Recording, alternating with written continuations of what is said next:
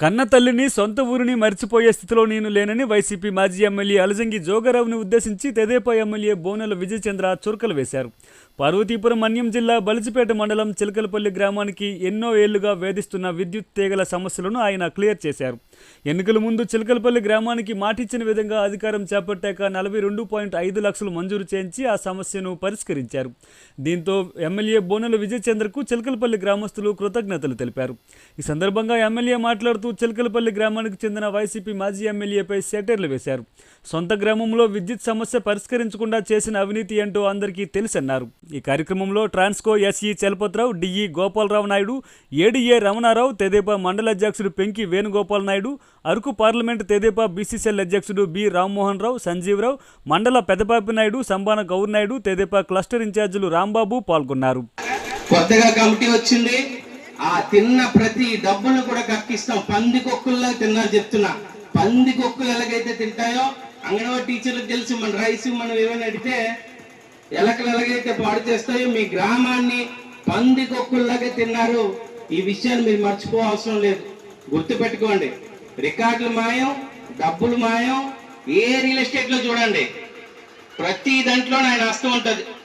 ఎక్కడ లేఅవుట్ వేసినా దానికి ఒక భాగం ఉంటది. ఎక్కడ చెరువు కప్పున అందులో భాగం ఉంటది. ఇది గత శాసనసభ్యుని వ్యవహారం. మీ అందరూ కూడా రాష్ట్రం మొత్తం కూడా ఆలోచించారు. ఓకే, మాకు స్వతంత్రం లేదు, రాష్ట్రం అతలాకుతలం అయిపోయింది, ఏం చేయాలని పరిస్థితిలో రాష్ట్రం మొత్తం ఎన్డీఏ కూటమికి తెలుగుదేశం ప్రభుత్వం తిరిగి తీసుకురావడం జరిగింది. తీసుకొచ్చిన వెంటనే ప్రభుత్వం ఏం చేసింది, 4000 పెన్షన్ గత 3 నెలలకి కలుపుకొని మీ అందరికి ఇవ్వడం జరిగింది. ప్రతి నెల 1వ తారీఖుని సూర్యుడు రాకుండా ముందే, ఇంకా మీ నిద్రపోక ముందే తలుపులు కొట్టి పెన్షన్ ఇస్తున్నావా లేదా? మీ ఆడవాళ్ళకి జూన్ నుంచి మళ్ళీ ఆర్టీసీ బస్సు ప్రయాణం. అంటే ఒక వినాశనం నుంచి వికాసం వైపు నడిపిస్తున్న వ్యక్తి నారా చంద్రబాబు నాయుడు గారిని గుర్తుపెట్టుకోవాలి. ఏ సమస్య అయినా సమస్య మీది, పరిష్కారం తెలుగుదేశం ప్రభుత్వం అని మీ అందరికీ తెలియజేస్తున్నాను.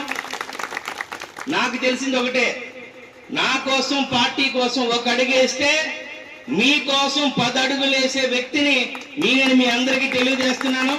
ఈ ఒక్క విషయమే కాదు, మీకున్న రోడ్లు, సీసీ రోడ్లు, మీకున్న ఈ బీటీ రోడ్డు కూడా నేను దగ్గరుండి ఇప్పుడు వేపిస్తాను. ఇంకా మంచినీటి సమస్య ఉన్నాయి. మంచినీటి సమస్య కూడా ఇంతకు ముందు మంచినీటి సమస్యలు అని చెప్పి జేజే స్కీమ్ లో మీ ఊరు ఇక్కడి నుంచి వచ్చిన శాసనసభ్యుడు 150 కోట్లు స్కామ్ చేసుకుని వెళ్ళాడు. అది ఇప్పటికీ ఎట్టెళ్ళాయో తెలియదు. ఆయన దగ్గర ఉన్నాయా, జనసేన దగ్గర ఉన్నాయా, ఎవరి దగ్గర ఉన్నాయో కూడా తెలియదు. 150 కోట్లకి లెక్క పక్కా లేదు. అంటే ఆలోచించండి, ఇంతకుముందు ఆ కుటుంబం ఎలాగుండేది అంతకుముందు కుటుంబం, ఇప్పుడేమొచ్చి ఏందా దౌర్జన్యం? ఆలోచించాల్సిన అవసరం ఉంది. ఊర్లో ఇక్కడ చెప్తున్నప్పుడల్లా ఆలోచిస్తుంటుంటాను. ఎవరో మన స్కోప్ కంపెనీ వాళ్ళు ఆర్గనైజ్ చేసేవారు ఊరు కోసం టోయిలెట్లు కట్టారంట. సొమ్ము ఒకటిది సోకొకటిది అన్నట్లు ఎవరో కడితే వీళ్ళు వచ్చి రిబ్బన్ కట్ చేసుకుని వెళ్ళిపోయారంట. అంటే రూపాయి తీయలేని బ్యాచ్, ₹10 సిమెంట్ కూడా చేయలేని పని ఇప్పుడు నేను ఇల్లు కడితే వచ్చి రిబ్బన్ కట్ చేసి ఏం కట్ చేసుకుని ఉన్నట్టు అనమాట. అంటే ఒక కంపెనీ, ఒక ఆర్గనైజేషన్, ఒక ఎన్జిఓ కట్టింది కూడా మేమే కట్టాము అని చెప్పి గొప్పలు చెప్పుకున్న వ్యక్తులు. అంటే ఆ కాలనీలోకి వెళ్ళినప్పుడు నాకు బాధ కలిగించింది ఏంటంటే, ఆడవాళ్ళందరూ చెంబులు పట్టుకుని నించున్నారు. అదే టైంలో మేము వస్తున్నాం, పాపం వాళ్ళందరినీ చూసి లైట్లు ఆపేసేంట్రా బయటకు వెళ్దాం. అంటే ఒక ఎమ్మెల్యే ఉన్న ఊర్లో వాళ్ళ సొంత వీధిలో ఆడవాళ్ళకి టాయిలెట్ కట్టలేనాడు. ఈ యొక్క పార్వతీపురాన్ని ఏం చేశాడనేది మీరు ఆలోచించుకోండి.